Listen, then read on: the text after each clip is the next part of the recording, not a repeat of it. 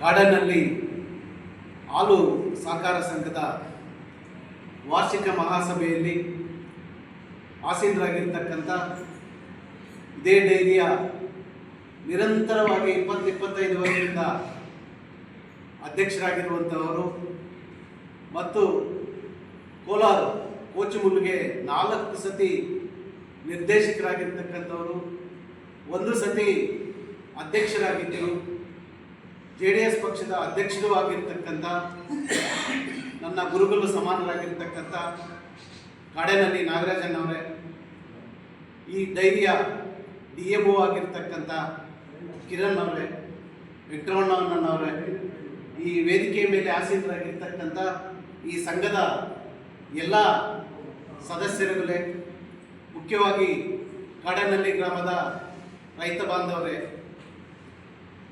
ಕಾಡೇನಹಳ್ಳಿ ಡೈರಿಗೆ ಬಂದರೆ ಯಾವತ್ತೂ ಖುಷಿಯಾಗುತ್ತೆ. ಡೈರಿ ನೋಡಿದ್ರೆ ಒಂದು ಮಹಲ್ ಥರ ಇದೆ.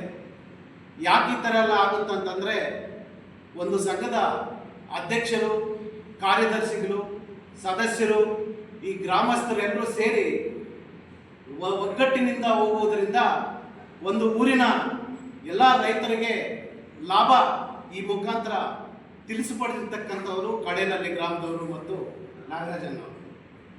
ಮುಖ್ಯವಾಗಿ ತಾಲೂಕಿಗೆ ಒಂದು ಮಾದರಿ. ಯಾಕಾಯಿತು ಅಂತಂದರೆ, ಯಾವತ್ತು ನೋಡಿದ್ರು ಕಾಡೇನಹಳ್ಳಿ ಡೈರಿ ಲಾಭಾಂಶದಲ್ಲಿರುತ್ತದೆ. ಯಾಕೆ ಖರ್ಚು ವೆಚ್ಚಗಳು ಈಗ ತಾನೇ ಓದ್ತಾ ಇದ್ರು ನಮ್ಮ DMO ಅವರು, ಯಾವುದೇ ಖರ್ಚು ವೆಚ್ಚಗಳು ಎಲ್ಲ 400 ರೂಪಾಯಿ, 300 ರೂಪಾಯಿ, 500 ರೂಪಾಯಿ ತೋರಿಸ್ತದೆ. ಅದರಿಂದ ಏನಾಗುತ್ತೆ, ಲಾಭಾಂಶ ಡೈರಿಗೆ ಬರುತ್ತೆ. ಡೈರಿ ಲಾಭಾಂಶ ಆದಾಗ ನಮ್ಮ ರೈತರಿಗೆಲ್ಲರಿಗೂ ಕೂಡ ಅನುಕೂಲಕರವಾಗುತ್ತೆ. ಅದಕ್ಕೋಸ್ಕರ ಸಣ್ಣ ಪುಟ್ಟ ರೈತರು ಈ ಹಳ್ಳಿಗಳಲ್ಲಿ ನಾವು ರಾಜಕೀಯ ಡೈರಿಗಳ ಮೇಲೆ, ಊರಿನ ಜನರ ಮೇಲೆ ರಾಜಕೀಯ ಬರೆಸ್ತೀರಾ, ರಾಜಕೀಯ ಬಂದಾಗ ರಾಜಕೀಯ ಮಾಡಿ, ಡೈರಿಗಳ ವಿಚಾರದಲ್ಲಿ ರಾಜಕೀಯ ಮಾಡ್ತೀರಾ, ರಾಜಕೀಯವಾಗಿ ಬಿಟ್ಟು ನಮ್ಮ ಡೈರಿಗಳನ್ನು ಹೆಚ್ಚಿಗೆ ನಾವು ಡೈರಿಗಳಿಗೆ ಪ್ರೋತ್ಸಾಹವನ್ನು ಕೊಟ್ಟು ಎಲ್ಲ ರೈತರಿಗೂ ಅನುಕೂಲಕರವಾಗಿ ಮಾಡಬೇಕಾಗಿ ಎಲ್ಲರಲ್ಲೂ ವಿನಂತಿಸುತ್ತಾ, ಹಾಗೆ ಈ ರೈತರು 80 ಕೋಟಿ ಜೀವರಾಶಿಗಳು, ಇವತ್ತು ರೈತರು ಚೆನ್ನಾಗಿದ್ದರೆ ಎಲ್ಲ ಜೀವರಾಶಿಗಳು ಕೂಡ ಹೊಟ್ಟೆ ತುಂಬ ಅನ್ನ ಸಿಗುತ್ತೆ. ಅದಕ್ಕೋಸ್ಕರ ಈ ಪ್ರಪಂಚದ ಬೆನ್ನೆಲುಬು ಅಂತಂದರೆ ರೈತರು.